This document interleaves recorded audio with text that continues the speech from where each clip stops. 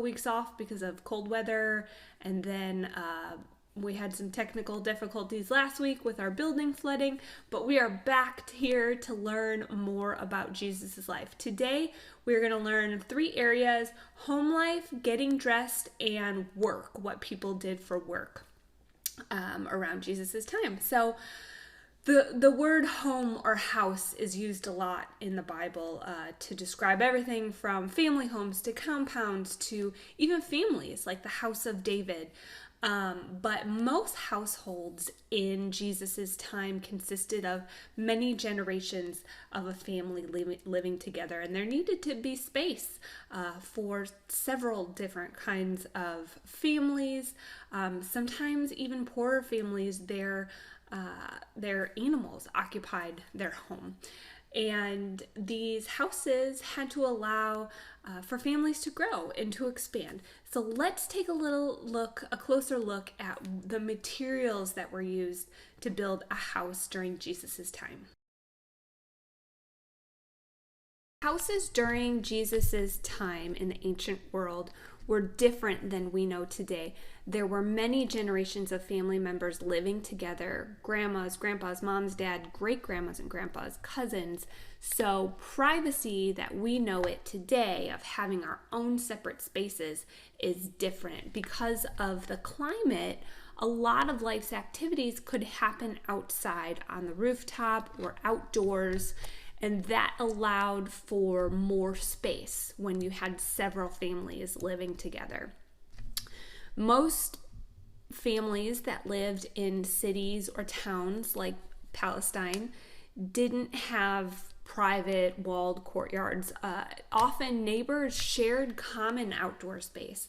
Their houses opened up onto small squares where people cooked, hung laundry to dry, visited with each other, did their business, and made their public announcements. This is an example of a wealthier home in the area, probably most likely a well-to-do fishing family.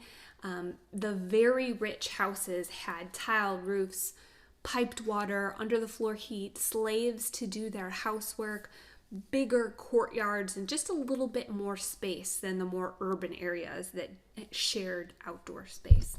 Now, this home you can see has a cooking area, a courtyard, upper room, rooftop, and it looks very well constructed with a good balsed stone.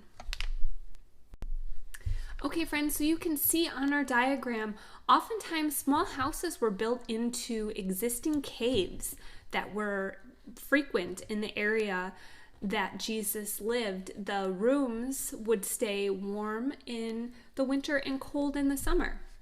Stone was a very common building material. It required a skilled mason to cut stone, so more middle class or upper class families could afford a stonemason. Poorer people just piled uncut rocks onto each other to make a wall.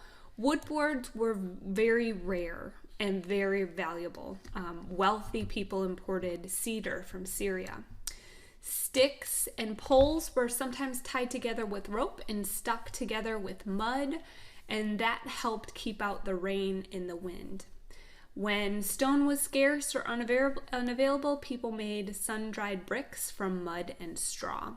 These walls had to be repaired frequently because they didn't hold up as well to the elements. Tarps and blankets could also be used for shelter. Canopies, tents, they could use them to divide rooms too.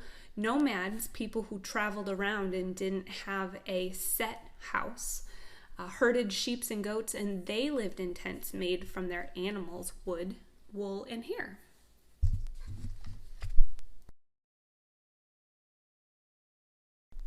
So the tunic was made kind of like a poncho, a hole for the head, and it was usually belted at the waist with leather or linen.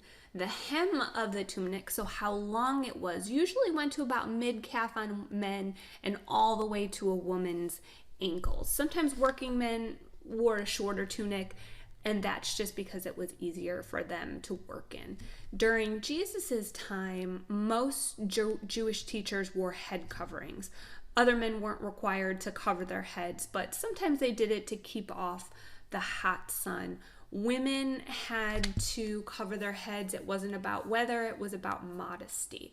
Roman women would have worn a veil and a shawl type covering over their hair while in public. Now, their sandals, their footwear, were made of wood or maybe camel and secured to their feet with straps. Jewish women wore longer clothes that covered most of their body, and I know that togas are kind of synonymous with Roman citizens, but only the Romans were allowed to wear togas. People of Jewish faith did not. So fishing was a huge industry during Jesus' time. Fresh fish goes bad pretty fast when you don't have a refrigerator to preserve it. So to make it last, people would preserve the fish in a pickling sauce and send it all over the Roman Empire. Others worked with their hands, tradesmen, builders. They worked with wood and stone to make buildings, furniture, boats, carts. And this is what Jesus' father, Joseph, was described as doing as a carpenter. Most people during Jesus' time were farmers of some sort. Everything was done with human or animal labor. They didn't have plows or anything like that to help them, and they relied on the climate. And since it was a mild climate, they could farm year-round. There was always work to do, planting, weeding, pruning, and harvesting their crops. So I know that you've heard of shepherds in the Bible. There were grazing animals, and this was a common way to make a living in Jesus' time. Sheep, lambs, rams, ewes, these names show up in the Bible. Large flocks could be owned by wealthy families and tended to by shepherds, nomadic families. By the time of Jesus, shepherds were looked down upon. So that's why it's so important that the angel came to a shepherd to tell him first of Jesus' birth.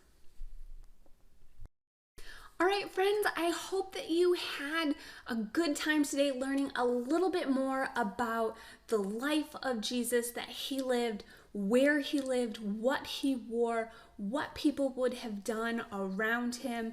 And we will be back next week to talk more about the life